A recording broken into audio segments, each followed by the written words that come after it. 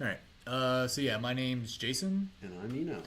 and we're recording the work that we do on the Mile High Gophers website, just for educational purposes. And last week we recorded an episode of this that had slightly substandard audio quality. So we got a mic and camera set up now, so hopefully a better audio quality this week. So just to kind of recap where we left off, do you want to go over the Git repo that we have here? Yeah, absolutely. So last week we wrote some code. We put it out up on GitHub, so everybody's following along can look at the code. It's milehighgophers.website.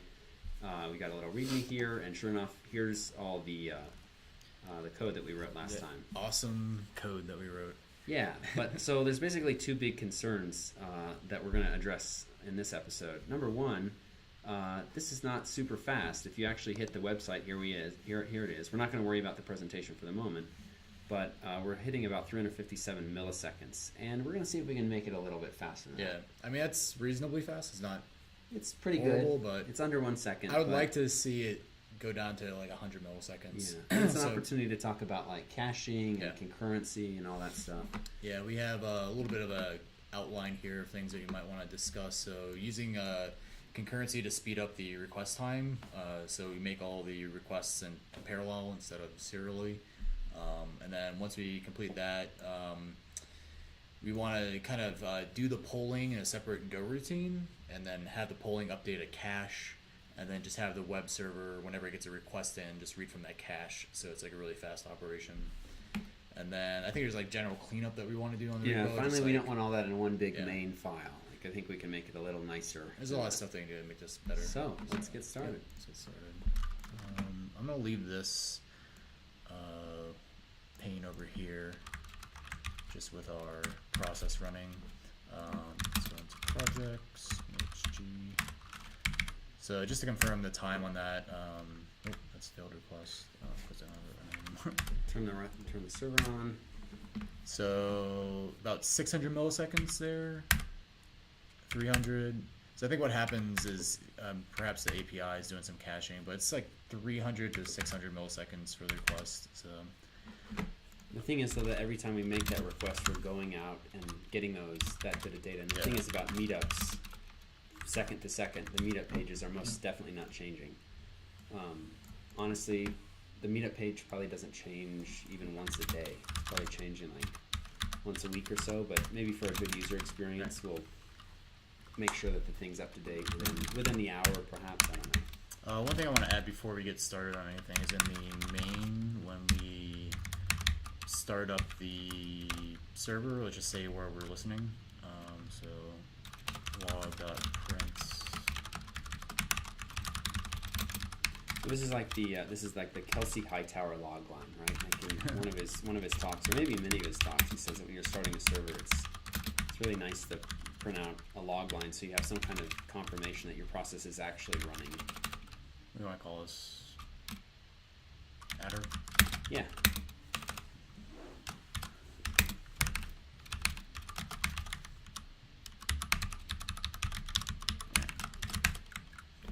So let's kill that. We can make that customizable too later, flag or something. Great. So there we go. And a Make nice little this log message so we know where stuff's running. Alright. So let's look through this real fast just to kind of recap. It's been a while since I looked at it. So we have this all events thing. So this should be doing the queries to events in parallel. So you spin up a Go routine for each, and then just join at the end. So there's no reason why we have to do that serially. Like we should be able to, as soon as somebody asks for all events, we should send 3 requests off at the same time. Maybe that's kind of an initial first optimization. Yeah, I'm gonna just do a little bit of cleanup here if that's okay with you. For Meetup, in range, Meetup names. It just seems kind of weird to be doing these individually. So we'll say go. Well, you want to just do the Go routine here? Yeah, sure. Events of Meetup, and that actually you'll need to. Now we have an interesting return. case of sharing, like having Go routines accessing concurrent memory or like shared memory. So maybe we just start with like a channel or something like that. Yeah. So we could have some type of like shared data, or we could have a channel. What do you want to do? You want to do like a channel? Let's start with the channel. I think eventually we'll want to do an episode on channels, mutexes, and even atomics. But for now, let's pretend that channels are exactly what we want. And I think that honestly, like, idiomatic Go should start with a channel until they have like a clear demonstrated need to move into mutexes. Alright, so what do I call this? Let's see, what do we have? Events. Yeah, something like a good name. Oh, we have a function called events, so maybe like event. And then we're gonna have to pass this into our events function, so event ch. And then we're gonna have to like block until event calls are done. So these guys are going away. And then we're going to have to read off channel and compose master slice. So, when you make a channel like this, I mean, I know you and I have been working in a lot of lower level stuff for our day-to-day work. When you start with a channel, do you reach for a weight group in this kind of case? Like, what's the pattern that you typically use, like in the very, very straightforward Go style? Yeah, like the Go routine will, the first thing it'll receive the weight group, and then the first thing it'll do is defer the done of the weight group, and then do its work, and that way you can just block until they're all done. Okay, let's do that. I think the weight group is a nice thing. I've seen people do like done channels, but it feels like a done channel would be kind of heavy-handed in this case. Yeah. So just a WG. I think you can say like var WG is a sync.weight. And we'll just pass the address of that weight group into our events. And then, actually, you know what? Yeah, I guess I can receive that. So WG is a pointer to sync.weight group. You want to pass a pointer, as Eno said, because if you pass a copy of it, like each one of them will be calling done on a different copy. So the pointer allows you to share the weight group between all the Go routines. And then defer WG.done. Yeah. And while we're at it, let's give a name to this channel here. Out. Great. Cool. And then we'll want to say WG.add. And this will be a len of meetup names. Cool. Yeah, we happen to know beforehand how many like, things we're going to wait for, so. I guess we could do the add in here before we go. That'll be a little bit more reliable because you don't have to like. I think that's cool. Because if someone like, I mean, I'm not saying it would happen, but if someone like appended in a different Go routine onto this thing, like. Yeah. Or alternatively, one day we decide we want to pull in another meetup group. And now we're going to have to change this code. So just do add one. Yeah. Will that work? So we add one, we spent the Go routine, that will do the decrement, and then we do WG.weight. I think that'll work. Yeah, it's a nice pattern. And then once we're done, sorry, go ahead. I was going to say in Go in action, like this is something that you'll see as well using weight groups. It's a nice, feels like a standard Go pattern that people are using. So now that we're ready, we can read off all the channel stuff here. So just range off the channel. Yeah, and every time we get a value, we'll just put it into this all event slice. I just do ED for event data, range over event channel, and then we want to do a var all events is a slice of event data, and then we can append onto all events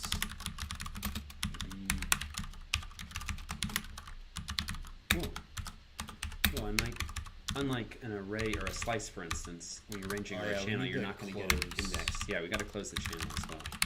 Close the event ch. What that'll allow is this thing to exit out of the loop, or else it'll block forever. Yeah. So how about we try that? Yeah. Make sure it builds. So this is slice of. Oh, because this is we want to merge the slices. So you could just yeah, exactly. exploit all the elements out. And that's the EBS. Cool. See if you build. Yeah, and so we'll run our manual test. Hit the website, just make sure it still loads. Do you want to do a curl? You can do like a curl. Sure, whatever you like. Or we can do it in the browser. I think we got loaded up here. So before it's 357. Hopefully it's a little bit faster now. We'll Just see. refresh here. Nope. No events. No So events. it looks like We we broke something. Cool. Well, this is the joy of manual testing. All right, so no events, we'll recall, is the thing that the template's going to render out if it doesn't have anything to range over. So we're just going to have to walk through this code a little bit differently, or again, rather. But the stuff that we've changed is here in all events, so clearly we have a bug in here. Our viewers at home are watching this and being like, oh, it's right there, but we're going to have to figure out where it is exactly. So just to review, we create our channel. We don't. Yeah, we don't write into the thing the result. We return it. That could be a problem. Might be. Let's see. So instead of returning the data, we're going to write into our out channel. Cool. So out and data. Sweet. Cool. So let's see how it runs again. Page is not working. We got panic. Send on closed channel. Oh, we want to close after the wait. Yeah, exactly.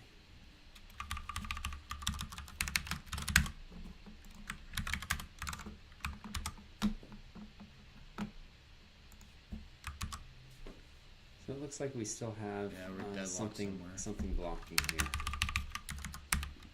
So we defer the done on the wait group. So we could see where we're blocking if we had pprof up, but we don't have that running. Want to skip Heartlands? Yeah, let's do that. That's probably another good episode to do, like a general introduction to pprof. I know that's been very So about to wait and say done waiting. So when it comes to closing a channel, there's a difference between a person writing into a channel and, or rather not a person, but a go routine writing into a channel and go routine reading from the channel. And there's Oh, I see. I know why we're blocked. We have a unbuffered channel, and there's no one reading off of it. So what we can do is we can, instead of like doing this serially, like appending to this, we could just, let's see. Well, for now, let's do the stupid thing and just make it a buffered channel. Just make it buffered. Give it a. I don't like doing that though because like eventually you'll hit 100 and then things will deadlock. So let's start here. We'll show that it works, and then let's go back to the suggestion you were making. Okay. All right, so Still 500 slow. milliseconds. There we go. 100 seconds. 100. I wanted to get it down in the hundreds because we didn't see the hundreds when we were testing before, Yeah. and that kind of makes sense because I mean we're seeing kind of like high hundreds for doing it serially, and you split that into parallel, you expect to see like low hundreds. Yeah, the initial request is maybe a little expensive, but then subsequent requests benefit from whatever caching the API is implementing. I mean that's my goal was like 100 and something milliseconds, so I'm glad we got that. I mean you're gonna have outliers, you're gonna have things that take longer, but we kind of demonstrated that if you're doing I/O, like it's best to do it concurrently. So you fire off all the requests and then wait for all the responses instead of doing request, wait for a response, make another request, wait for the next response. Yeah, that's what's really cool about Go. It makes it very easy. So Yeah. I think we this can make guy- it still faster yet, but maybe as a first step, let's pull this out Yeah. and not do the buffer channel and have a thing reading off of. So do you want to explain, just in case people are less experienced with Go, why just throwing a buffer channel at the problem isn't a good idea, even though it unblocked us? So as soon as we have 101 events, we're going to be subject to the same blocking, right? So usually, like in testing, I just like taking out the buffer channel and seeing if the code will deadlock. Yeah. Because like if you're adding that buffer, and unless you have some type of guarantee that you will not hit that buffer capacity, like just adding a buffer to alleviate your blocking issues is just postponing the inevitable of you filling up that channel and then inevitably blocking. So yeah. So let's get rid of the buffer. And the idea is that you're going to be doing this read off the channel in a go-routine itself. So all the writers are going to be in go-routines, and then we'll need a reader. So we can start the reader first. So we can say go func. So how are we going to communicate from this reader out to the main go-routine that we're done reading? So why don't we start Maybe by... this guy... Yeah. Well, no, he can't close a go-routine because he... So we'll have a channel that allows communication between the actual web requests and the reader. Right? So this thing will be reading off. It's kind of a jungle of go-routines.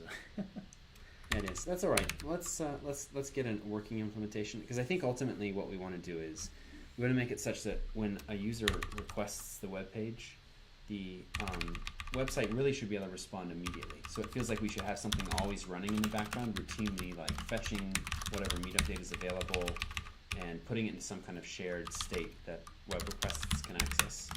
Because as it stands right now, when we hit the page, we're going out and getting that Meetup data, and because that Meetup data is typically not changing, it's kind of a waste of time. Yeah. Like theoretically, we should be able to, as soon as we start a process, we should reach out, grab the data, pull it back, store it in some place, and hand it over when somebody asks for it, and just routinely keep that, or like freshen it. Alright, so I just did the done channel thing. So this guy is going to read off of the event channel, and then when the main go, so we have 2 plus n go routines right now. We have the main go routine, we have the go routine that's reading off of the output of the writer go routines, and then we have all the writers. So in this case it would be 5, because we know that we have 3 different events that we're hitting.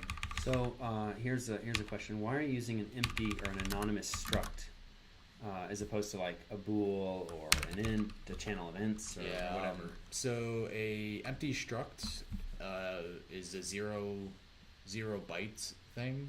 So literally like an empty struct takes up no space in memory. You could also do like a byte of 0, I think, is like a byte array of 0 that also takes up 0 bytes.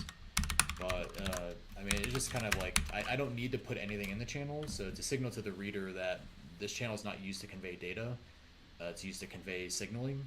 I just do the empty struct. There's other people that they do bool, but then you can actually have data going across, true and falses going across. So it's really just stylistic. But I think this is nice because it communicates intention. Like you don't really care what the data is coming through the channel. In fact, there will be no data coming through this channel. It's just like it happened. It's like just a value that will come along, and we'll say, okay, it's time to quit.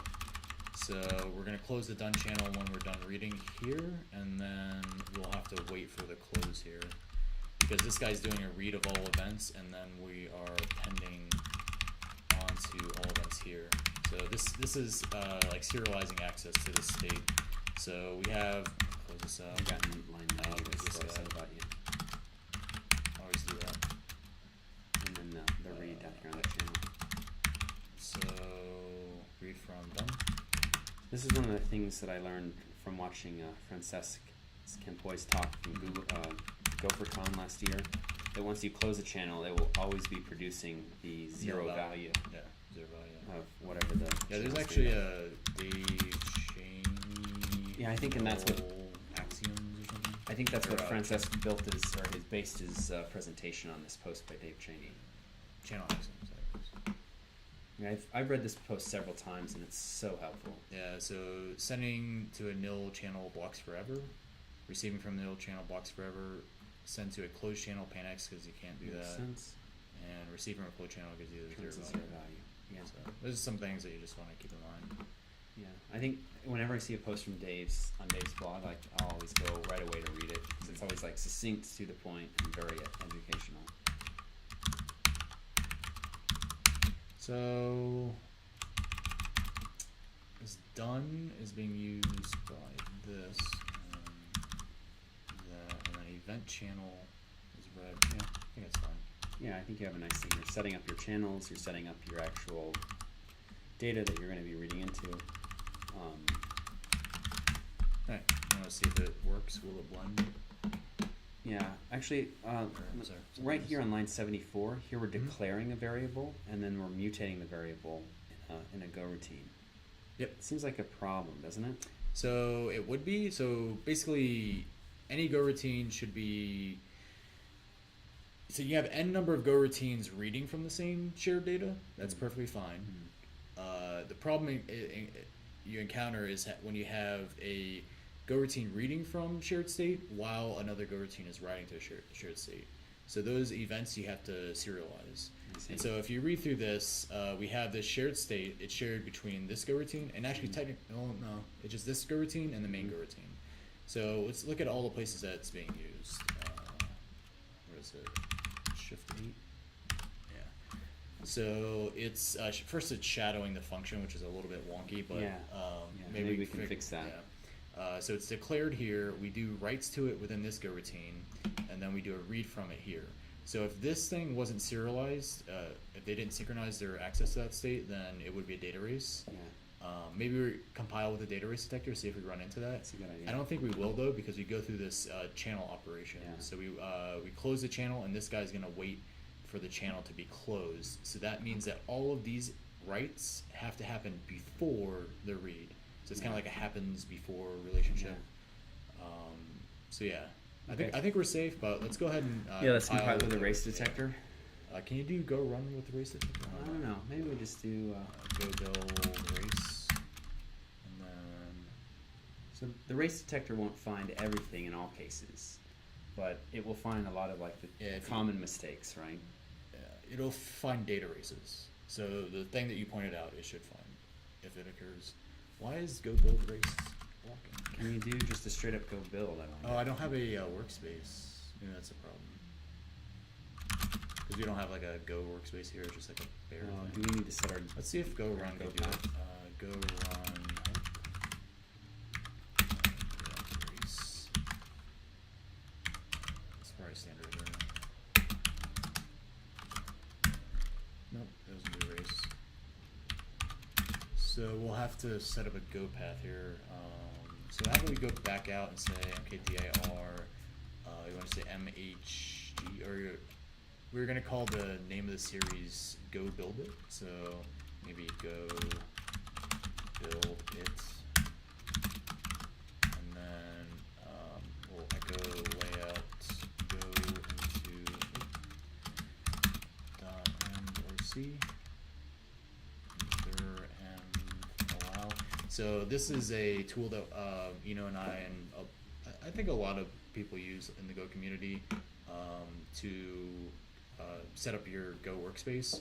So you just put this .mrc file in a directory, and if you say layout.go, it'll set up your Go path and your path to point to the appropriate locations. So now if we mv our mhg website, let's move it.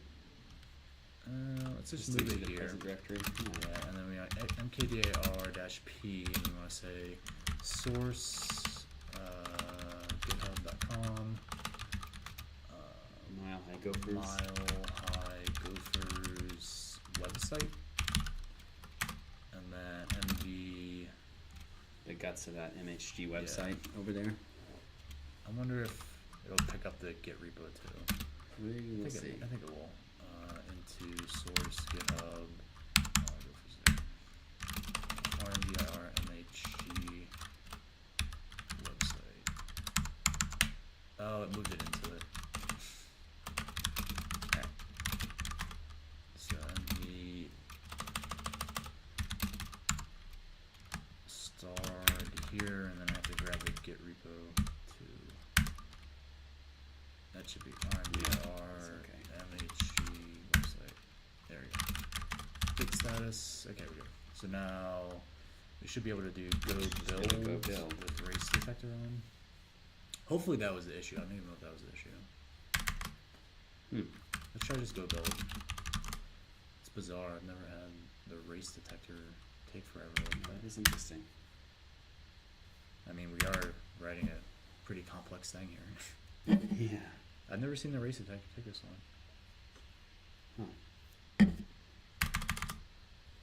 doing something wrong? Well, I'll tell you what. Let's maybe save that the race detector. I know we want to do a session on concurrency and so on. So maybe we'll talk about the race detector at another point. But we've made these changes to make for this concurrent access. Let's go see what we can do on the website. Let's see. So it still works. We're getting like various different orders depending on how the go-routine requests return. The real thing is to do the curl that we were doing before. This guy. So we're down in the 100. Like significantly faster. What was cool about this though is that we started with like the simplest thing that it worked, and then we started optimizing it. I feel like one of the problems with performance is that people are really excited about having fast code, that they never take that first step of like get something working, measure it, and then see if you can make it faster. Yeah. Which is cool. So let's fix this shadowing here, shall we? Yeah, sure.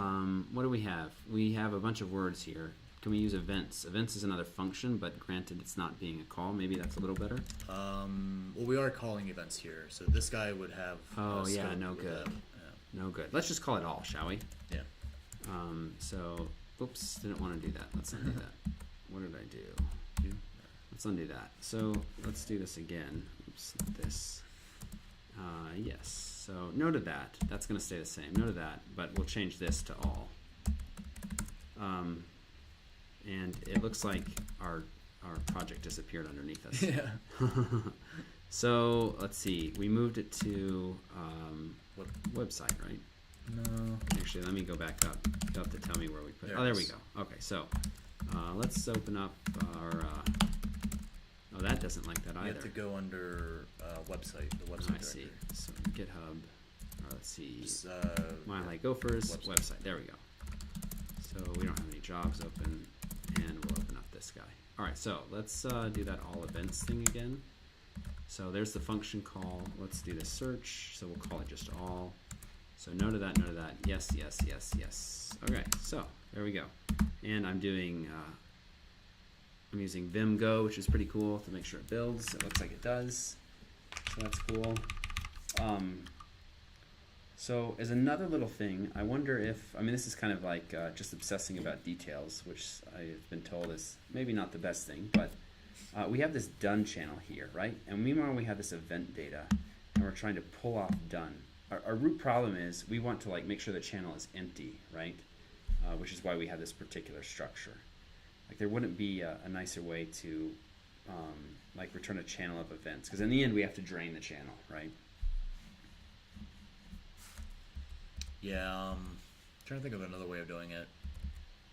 We'll tell you what. Let's leave it there. So this is how we're doing it sequentially. Let's maybe make a commit, because this is kind of an interesting state that maybe we want to save.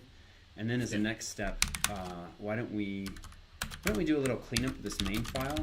And I think that will make it easier for us to introduce like a cache where we're actually reaching into the cache rather than doing these concurrent requests. I didn't want to do that. So git add main. So we required sync. We added Have a nice little log message. and then this was the overhaul on the event or all events function, and then we needed to pass in the wait group there and the channel for out, and that's it. Cool. So you have to help me on the spelling here. Parallelize. Perfect. Perfect. I mean, are you sure? API requests. Yeah, 2 L's and then 1. That's a miracle. Got that right. How are you doing your commits? Oh, I think straight up like that. That's beautiful. Git log. Alright, cool. There we go. So, what do you want to do next? So Do we let's do the clean up. Yeah, let's clean it up a little bit, and then we can start talking about how we would do this cache.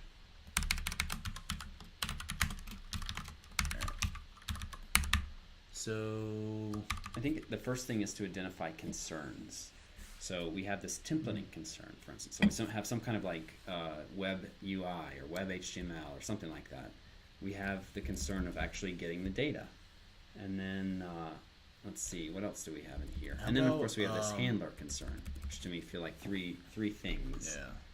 Whether they end up in all one package or separate package is a question. All right, so let's say server, data, and should the data be able to render itself, or do you want that to be separate? I think that's a UI concern. Like, I think the data should know how to. We should be able to, from the data package. We should be able to know how to get the information, whether we do it concurrently or not, or their cache or whatever. That's probably a data concern. Mm-hmm. And then there's this UI piece. So just UI. Yeah. Right. For a small project, I think that's really nice, like sorting by type. There's a whole nother series that we could do on like how do you sort, how do you organize things.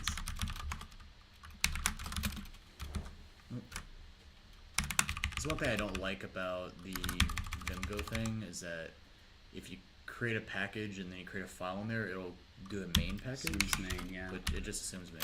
Yeah. I turn that off because I find that it's easy enough to type that stuff fast enough. So we don't care about any of this stuff. So you just copied the entire file over into this new guy. And I'm just gonna pull up the data concerns. This might be of concern to data.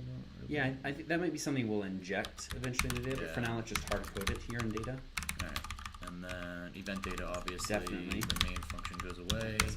Handlers go away. Rendering goes away. All events is definitely a data concern. Okay, and then events, and that's it. Yeah. So one of the things that, like, I guess comes to me after doing lots of Java and lots of Ruby is I want to have like some kind of struct to hold all the information. What do you think about like the difference between having a struct and just like these bare functions? Like, granted, these bare functions are doing what we want. So how about we just rewrite it to use an events type? That to me feels really nice because then all of a sudden we can take That's kind of where I was going with it. These package global variables. So we have a events, which will be a slice. It has a slice of event, and let's call it. Let's see. What are we? We're in the package, the data package, right? Mm-hmm. We're going to have an event struct. Really, this is like an event store, right? It's the thing that goes out and gets it knows how to get the data, right? Which then resolves like this like we're using the same word 3 times. Like, this to me feels like an event, a store. We could even just call it a store because we're in the data package, and the store has events inside it. Maybe later it would have other things. So what logic does it have? I think it knows how to basically get all, and if you want to get just one meetup, you can do that as well. So its public API will be. We could start by just saying all events, for instance. Yeah, I say all events. Yeah. Something that you mentioned to me recently that's got me thinking a little bit is sometimes you want to have a public or a private field on the struct, but at the same time you still want to be able to provide that to clients. So rather than saying get events, we're saying that it's nice to just have like events or all events or something like that. So you say store, give me all events, and it'll give you all events. So that sounds good to me. We don't need a cache yet, so it's not going to have that as a field. Yeah, for now we're just doing organization, just cleaning it up a little bit so it's easier to change in the What does this future. guy complain about? Store, return nil, all events. Oh, I have type instead of fun. Alright, so. Oh, cool. And you've got this very nice, I guess this is the Go meta linter reporting here at the bottom. Yeah, you should comment your stuff. Yeah, we'll just ignore that. I mean, it's a first go. We're still figuring out what this API even is. So that'll pretty much be that. Yeah. And then this can be a private, like, function. All events. Yeah, that's the public API. So we say store contains data for the site. All events. I'll document it just to make it not complaining. All events returns the current meetup events in CO. Cool. So all this can remain the same. The event struct It's probably going to need to be public, right? Because if we're going to be wanting to consume it, like for instance, I imagine us injecting or passing in the event struct into like a thing that can render them out into HTML. Oh, I don't want that one.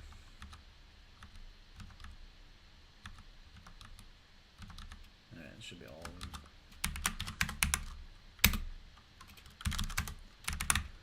Alright, so now we need to document this guy. We say event contain information about a meetup event. Cool. And everything should still build in here. Hey, we could even write tests now that we're in the package. Yeah, right. Undefined API template. So what are we doing? So that's a constant that we need to bring over from main. That's just that's just like what is the base URL basically. Was it constant? Yeah.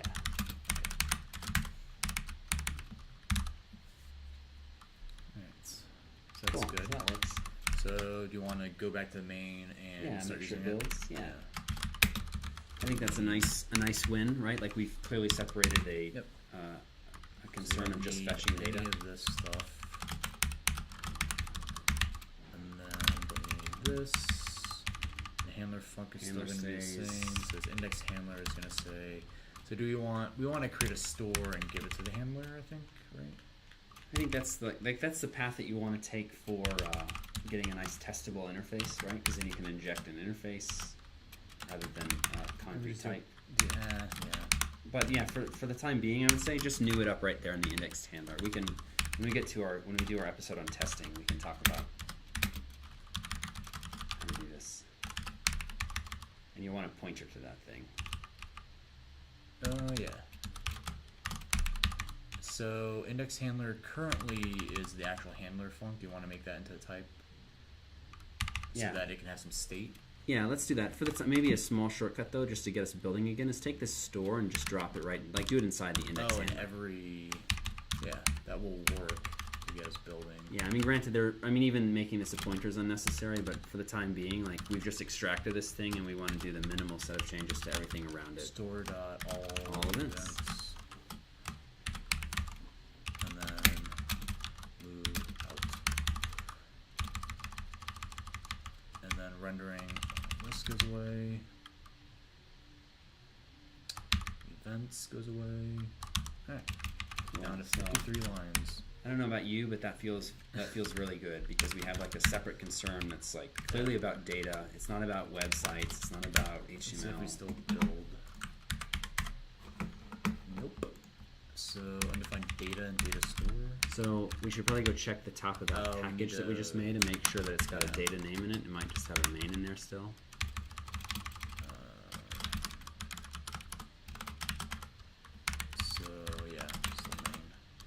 We turn it into a library rather than an executable. And then, cool. I'm surprised it built. Did it not build? No, it didn't. Undefined data and data store. So if you write, does Go imports know how to pick this up? Hopefully, yeah, there it is. All right, undefined event data. Yeah, right. So that's where we're going to want to change that to data.event. Data.event.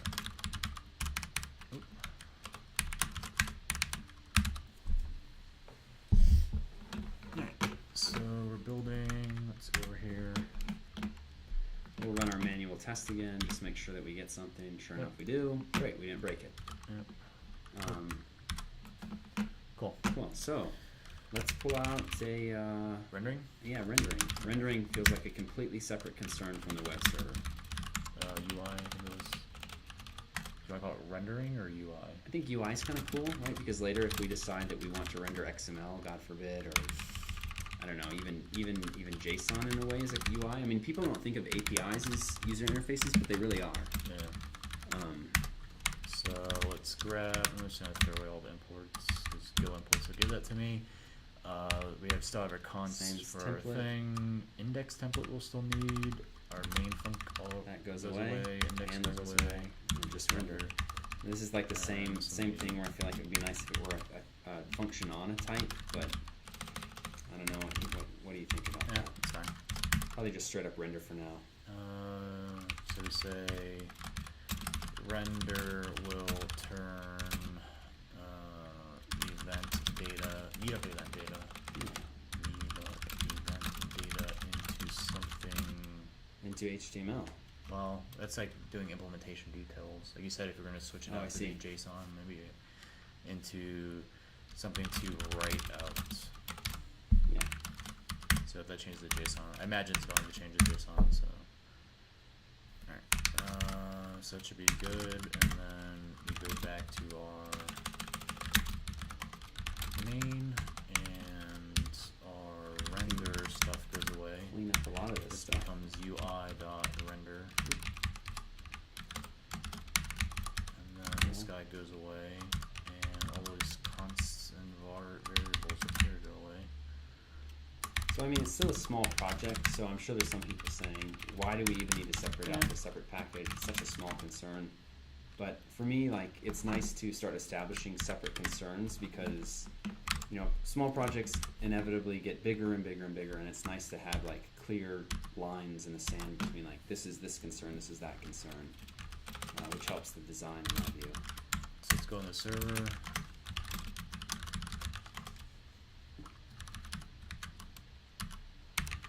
One of the things that bothered me a lot when I first started doing Go was having a package and a file name that were the same. Yeah. But I don't know, you see examples of that in the standard library, and as long as you don't have like server.server or server dot, you know, like you have the stuttering and the package name and the type, it feels like it's totally harmless. So how do we start? Like do the serve HTTP rather than a handle func. Yeah, that's cool. So before we were using this thing called a handle func, and that will convert a function that has this these two arguments into a something that complies with the HTTP handler interface. So we can just turn this into something that complies with that interface directly. So what do you want to call it? Index handler? Yeah, I think that's nice to have the name. Oh, shucks. And I'm gonna say he has a store, which is a data store pointer.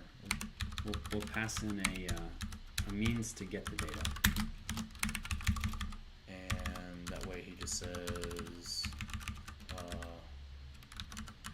Yeah, you're just going to ask for the store himself, or even you could just say here. We could say this is going to be a function call, or this will be turned into serve HTTP. Yeah, you'll need a new handler.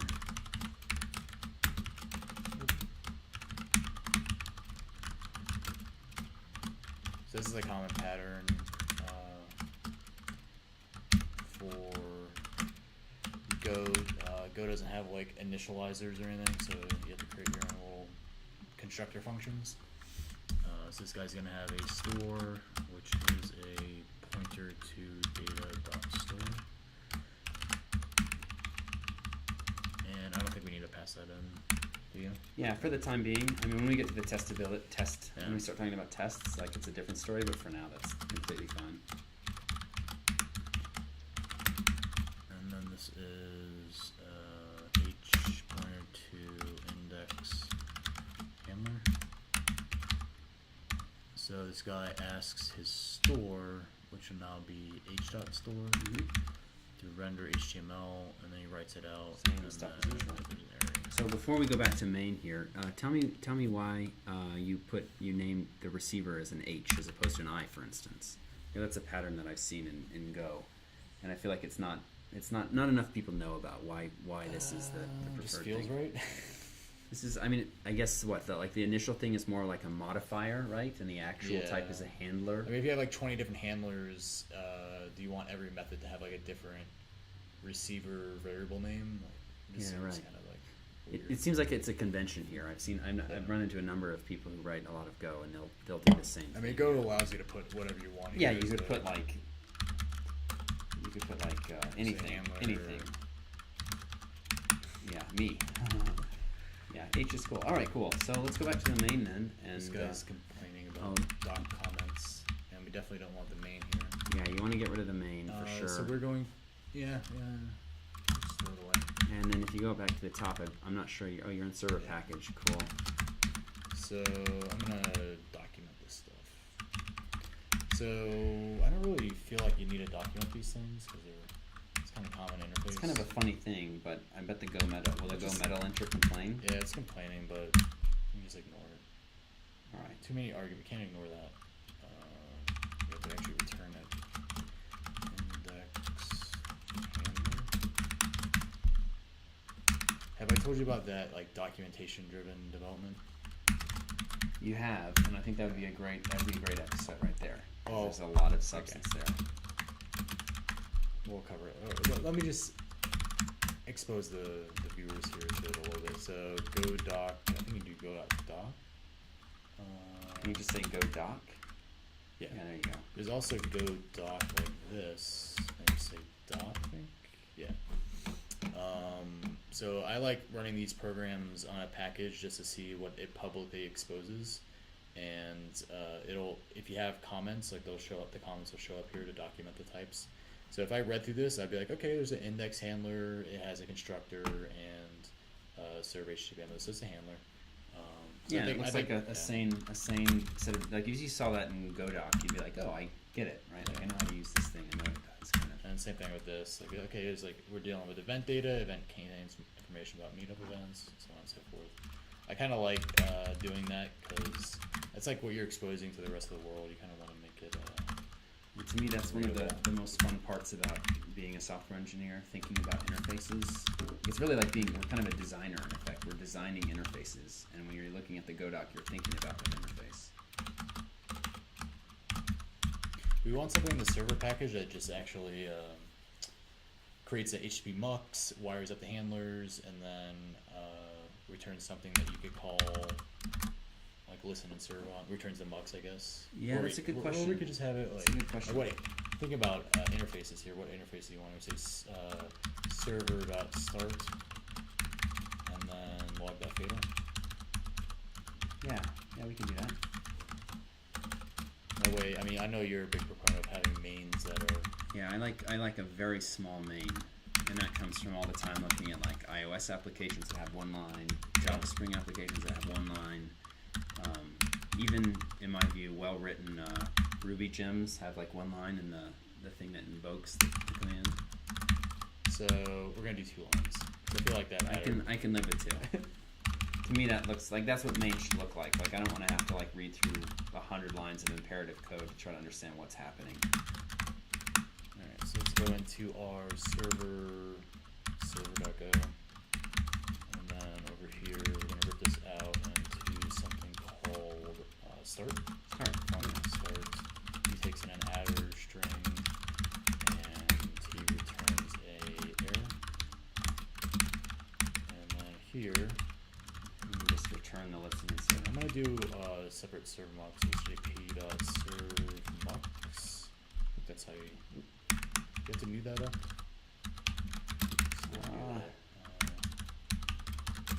Have you ever used this thing? Yeah, I have, and I'd love to talk with you about it because. So you just say mux.handle. You give it the pattern, so similar to what we're doing here. That's cool, and then you're not going to pass in nil on line 15. Yeah. Now, right? So then you just serve up the mux and return that here. Return the log fatal. This can go up here. So we listen on our adder, we create our mux, we add our new index handler, which could be a private implementation now. Yeah, I think it's really cool to have it public. And the reason for that is, if you think about this package as kind of a library, yeah. Maybe in the future people would want to be able to pull in the handler and do something with their own server, right? So in the present implementation, you're absolutely correct. It could be private. But one thing I've discovered recently about a nice Go package is it has a convenience function like start, for instance. Like you're a busy developer, you're not interested in all the guts of this package. So you just want to call start, and that's this nice function. Alternatively, though, if you want to get into some low-level stuff, you can reach out to the handler. You can call the new index handler, and so that's like it's more friendly to the user. I think like there's more pieces you can use if you want to get into it. How do I do this? I forget.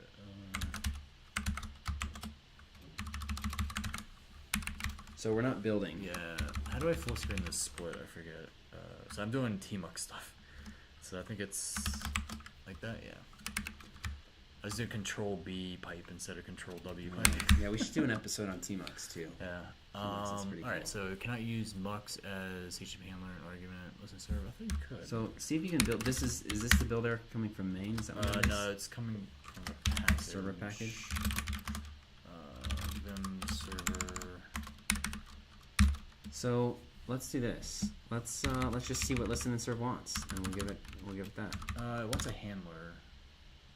Oh, well then in that case, let's go look at servmux. So Handler, okay. what's a handler, and servmux must not be a handler. Maybe I need to call new Yeah, servmux. call new because it's not a pointer. That's probably your issue. I bet the yeah. I bet the serv HTTP is defined on the pointer. Mux is a HTTP.new servmux. Usually, if there's constructors, you probably want to use it. Probably want to use it. All right, cool. But by the same point, the servmux type is exported, so if you're doing something kind of more low level involved, you can use it. That's the point. It's You're available. All right, so we just hard code an adder and we start up the server. That's all you have. Yeah, and we also hard coded the meetups. That's something else you might want to make configurable for now. I feel like that's a nice design. All right, so let's do a little curl test over here. See if we're still getting that. So I think that first request is like Meetup's API is caching the results. So I think the first request is where we have a cache miss, and then the subsequent requests are hitting. Yeah. But we're still like well under 300 milliseconds Yeah. we saw earlier, so that's good. So let's do a commit. This cleanup took a little longer than I was expecting. Let's say that this is a good like end of this episode, and our next episode we'll get into that caching. Yeah, basically like we just want to have a go routine that's doing the polling, and then it writes into some type of cache, and then the HTTP server just reads from the cache. Yeah, it'll be really nice. So I think that'd be a good episode 3. But I think, do you have Tree installed? This is my favorite program. Nah. You don't have Tree. I highly recommend Tree. Find or find dot.